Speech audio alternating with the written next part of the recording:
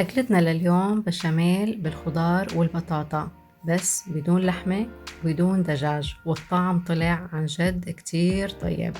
خلينا نبدأ بتحضير وصفتنا. أول شي بجهز البشاميل. بطنجرة عندي حطيت 5 معالق كبيرة زبدة دوبتهم وضفت لهم 5 معالق كبيرة طحين، بحمصهم مع بعض تقريبا لمدة 3-4 دقايق، وببلش بضيف عليهم الحليب بالتدريج مع التحريك لحتى ما يكتل عندي الخليط. وبضيف بعدين بقية كمية الحليب اللي عندي اللي هي 1.5 لتر، وبزود عليها بيضتين مع التحريك، ربع معلقة صغيرة فلفل أبيض، ونص معلقة صغيرة ملح. ولحتى تطلع عندي البشاميل صلصة البشاميل كريمية، بضيف لها علبة قشطة صغيرة وربع كاسة فريش كريم وكريم الطبخ، وبضيف لها رشة جوزة الطيب اللي هي أساسية لتعطينا النكهة الطيبة بصلصة البشاميل، وبضيف كمان رشة موزاريلا. وضروري خلي الصلصة هيك خفيفة ما تقلها مشان ما تطلع عندي صينية البشاميل ناشفة.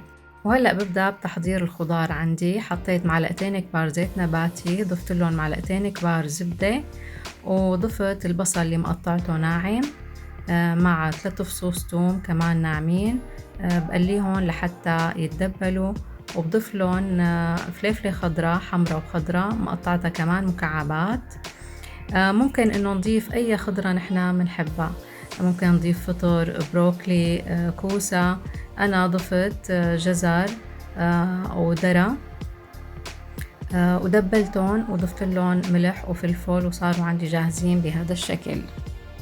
انا من قبل محضرة 3 حبات بطاطا، سلقتهم وهرستهم بهذا الشكل، وضفت لهم معلقة صغيرة ملح، فلفل اسود كمان معلقة صغيرة، بابريكا، كركم، وفليفلة حارة كمان ربع معلقة صغيرة حسب الرغبة، وضفت ربع كاسة حليب ورشة موزاريلا، وخلطت المزيج كلياته مع بعض لحتى يتجانس، وصار عندي بهذا الشكل.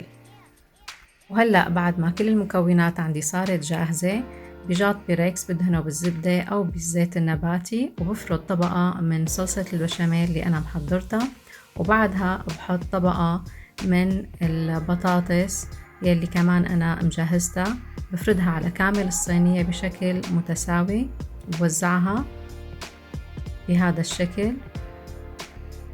وهلأ بحط فوقها طبقة من الخضار يلي كمان أنا محضرتها، وبرش عليها الموزاريلا، وطبقة من البشاميل بشكل متساوي على كامل الصينية.